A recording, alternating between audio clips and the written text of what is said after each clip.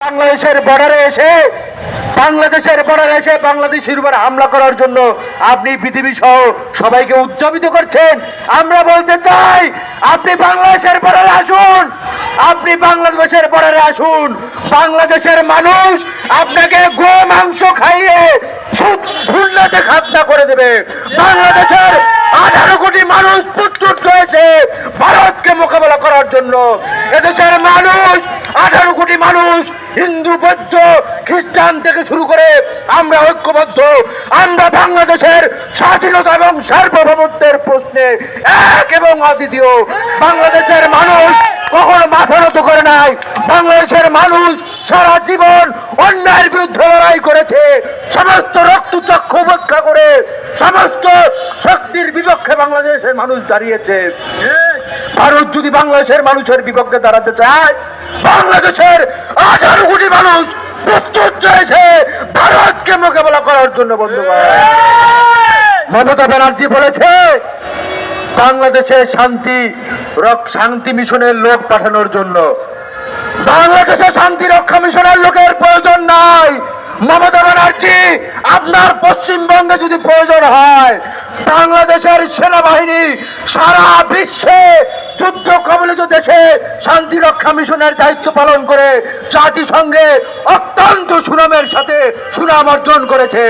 আপনার ভারতে যদি শান্তি রক্ষা বাহিনীর প্রয়োজন হয়, বাংলাদেশের সেনাবাহিনী গিয়ে আপনাদের শান্তি রক্ষা করবে। আমাদের দেশে কোনো শান্তি রক্ষা বাহিনীর কোনো প্রয়োজন নাই।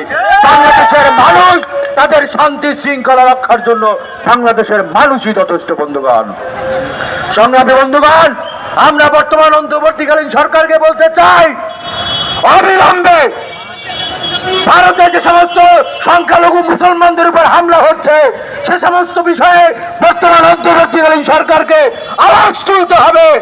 ভারতের সাথে বাংলাদেশের যত অসম চুক্তি রয়েছে, সেই অসম চুক্তি বাতিল করতে হবে। যদি কোনো গোপন চুক্তি ভারতের সাথে থাকে, সেই গোপন চুক্তি বাতিল করতে হবে। পাশাপাশি আমাদের সামনে প্রকাশ্যে আনতে হবে। বন্ধুরা, আমার সীমান্তে আর যাতে কোনো প্রাণ না ঝরে, সেই ব্যাপারে বর্তমান অন্তর্বর্তী সরকারকে পদক্ষেপ গ্রহণ করতে হবে। বন্ধুগণ, বক্তব্য দীর্ঘায়িত করবে না। আমাদের দক্ষিণবঙ্গের কৃতি সন্তান শেরে বাংলাকে ফজলুল হক বলেছিলেন, আমাদের দিল্লির আমাদের ভারতীয় দাদারা যখন দেখবেন আপনাদের প্রশংসা করছে, তখন ভাববেন আপনারা দেশের বিরুদ্ধে কাজ করছেন, আপনারা সঠিক পথে নাই। আর যখন দেখবেন ভারতীয় দাদারা আপনাদের সমালোচনা করে, তখন ভাববেন আপনি সঠিক পথে আছেন, দেশ এবং দেশের মানুষের পক্ষে কাজ করছেন।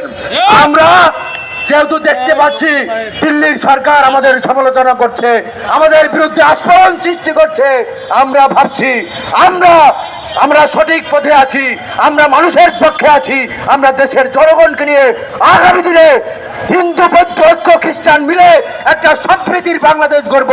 সেই আহ্বান রেখে ভারতের বিরুদ্ধে ভারত আমাদের রাষ্ট্রীয় শত্রু, সেই ঘোষণা দিয়ে আমার বক্তব্য শেষ করছি। সবাইকে ধন্যবাদ।